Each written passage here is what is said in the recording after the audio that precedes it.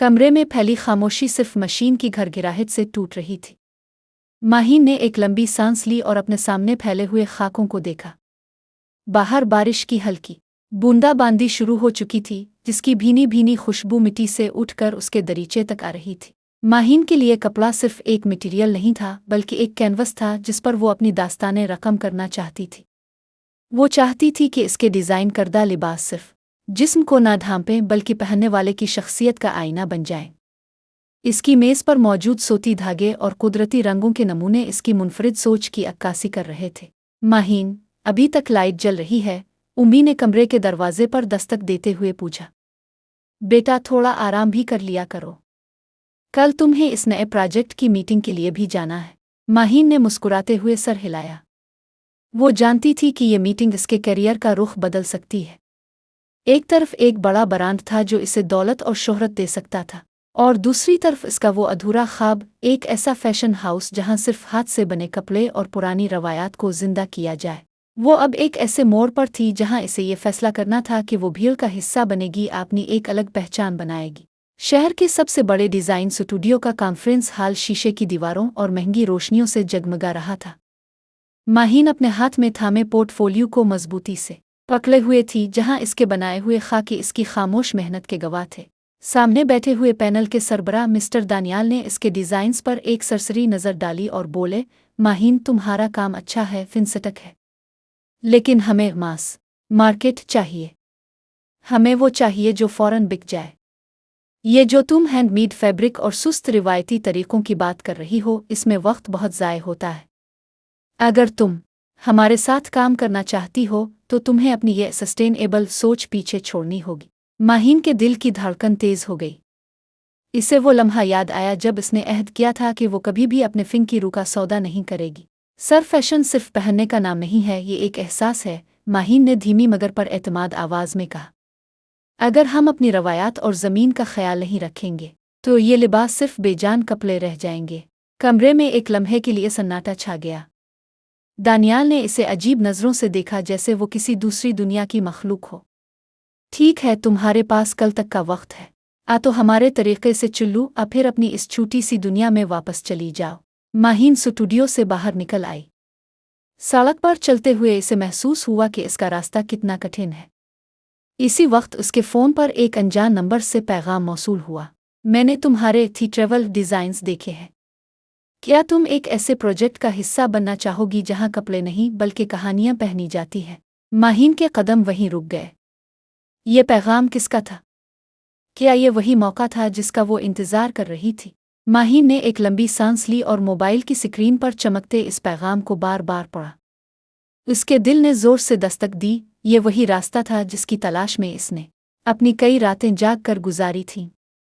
इसने फैसला कर लिया था, वो किसी बंद कमरे के बड़े ब्रांड की गुलामी करने के बजाय अपने ख्वाब को एक मौका और देना चाहती थी। अगले दिन माहीन शहर के एक पुराने और कदरे खामोश इलाके में वाकई एक कदीम इमारत के सामने खड़ी थी। ये एक पुराना थिएटर था जिसकी दीवारों से माजी की कहानियां झांकती महसूस होती थीं। पैगाम भेजने वाले ने इसे यहीं बुलाया था।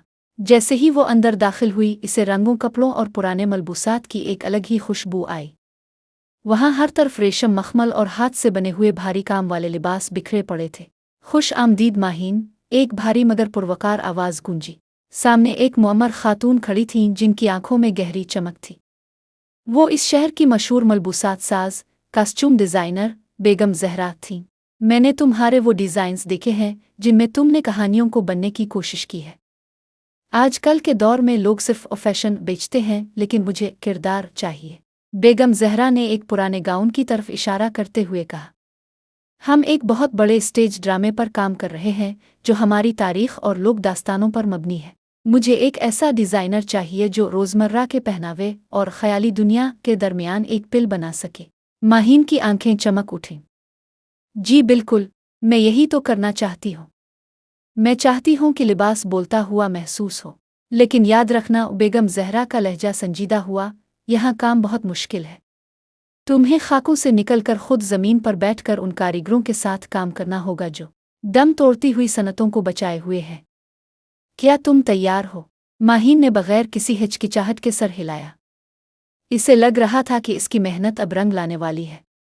लेकिन इसे ये नहीं मालूम था कि इस नई राह पर हासिदीन भी इसका रास्ता रोकने के लिए तैयार खड़े हैं। माहीन ने बेगम ज़हरा की पेशकश कबूल तो कर ली थी, लेकिन इसे अंदाज़ा नहीं था कि ख्वाबों की ताबीर इतनी जल्दी इम्तिहान बनकर सामने आ जाएगी। अगले ही दिन माहीन को थिएटर की सबसे मकबूल और ज़िद्दी अदाकारा रमल से मिलवाया गया। रमल को अपनी खूबसूरती और शोहरत पर बेहद गुरूर था और इसे पुराने तर्ज के सस्टेनेबल रिवायती कपड़ों में कोई दिलचस्पी नहीं थी। जब माहीन ने अपना पहला डिज़ाइन, जो कि एक खूबसूरत मक्याले रंग के हाथ से बने रेशम पर मबनी था, रमल के सामने रखा तो इसने एक तंजिया निगाह डाली। तुम्हारा मतलब है कि मैं स्टेज पर ये खाक आलूद कपड़े पहनकर जाऊंगी? रमल ने डिज़ाइन दौर फेंकते हुए कहा। मुझे चमक दमक चाहिए, वो गिलेमर चाहिए जो लोगों की आंखें चुंधिया दे। ये तो किसी गांव की लड़की का लिबास लग रहा है। माहीन का दिल डूबने लगा, लेकिन इसने खुद पर काबू पाया। इसे याद आया कि डिज़ाइनिंग सिर्फ कपड़े सीना नहीं, बल्कि सामने वाले के एहसास को बदलना भी है। रमल साहिबा, वो माहीन ने नर्म मगर ठोस लहजे में कहा, ये लिबास इस किरदार के लिए है जो मिट्टी से जड़ा हुआ है, लेकिन इसके ख्वाब आसमान छूते हैं। जब स्टेज की रोशनियां इस रेशम पर पड़ेंगी तो ये चमकेगा नहीं, बल्कि सूना बनकर दमकेगा। ये दिखावा नहीं, ये अवकार है। बेगम ज़हरा दौड़ खड़ी खामोशी से ये सब देख रही थी। उनके लबों पर एक हल्की सी मुस्कुराहट आई। इसी शाम जब माहीन वापस जा रही थी, इसे पता चला कि जिस बड़े ब्रांड को इसने ठुकराया था, उन्होंने थिएटर के मालिक पर दबाव डालना शुरू कर दिया है कि इस प्रोजेक्ट से माहीन को निकाल दिया जाए, वरना वो थिएटर की स्पॉन्सरशिप खत्म कर देंगे। माहीन एक बार फिर एक ऐसे चौराहे पर खड़ी थी जहां एक तरफ इसका फिन था और दूसरी तरफ इसकी वजह से पूरे थिएटर का नुकसान होने का डर। माहीन ने ठंडी आह भरी। इसे एहसास हो गया था कि सिर्फ टैलेंट काफ़ी नहीं होता, इस दुनिया में लड़ना भी पड़ता है। इसने फैसला किया कि वो किसी के सामने झुकने के बजाय अपनी इस महारत को इस्तेमाल करेगी जिसमें वो माहिर थी, डिजिटल स्टोरी टेलिंग। इस रात माहीन सोई नहीं। इसने अपना फ़ोन उठाया और थिएटर के अंधेरे गोशों हाथ से बने हुए कपड़ों के अधूरे रेशों और अपने खाकों स्केचेस की एक छोटी सी वीडियो बनाई। इसने वीडियो के पीछे एक ऐसी मौसीकी लगाई जो दिल के तार छेड़ देती थी और कैप्शन में लिखा, क्या खूबसूरती सिर्फ चमक दमक में होती है, इस मेहनत में जो एक एक धागे को मोहब्बत से बुनती है। हम एक ऐसी कहानी तैयार कर रहे हैं जो पहनने वाले के जिस्म को नहीं, रूह को छू लेगी। इसने ये वीडियो अपने इंस्टाग्राम पर शेयर कर दी। इसकी मार्केटिंग की समझ बोझ काम कर गई। चंद ही घंटों में वीडियो वायरल हो गई।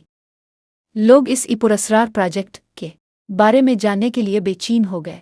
अगली सुबह जब वो थिएटर पहुंची तो वहां का माहौल बदला हुआ था। रमल, जो कल तक डिज़ाइन मुस्तरद कर रही थी, अब अपने फ़ोन पर लोगों के कमेंट्स पढ़ रही थी। अवाम का जोश देखकर उसका रवैया बदल गया था। माहीन, रमल ने इसे पास बिलाकर कहा, तुम्हारी इस वीडियो ने तो हंगामा कर दिया है। हर कोई इस खाक आलूद लिबास की बात कर रहा है। मुझे लगता है शायद हमें इसे एक बार ट्राई करना चाहिए। माहीन के चेहरे पर फतह की मुस्कुराहट आई। इसने रमल के लिए वही लिबास तैयार किया, लेकिन इस बार इसने इसमें एक छोटा सा ट्रैवल जादू छुपा दिया था। इसने लिबास के अंदरूनी हिस्सों में बारीक शीशे और तांबे के तार इस तरह टाँके थे कि जब रमल स्टेज पर हरकत करती तो वो कपड़ा मक्याले रंग से बदलकर सोने की तरह चमकने लगता।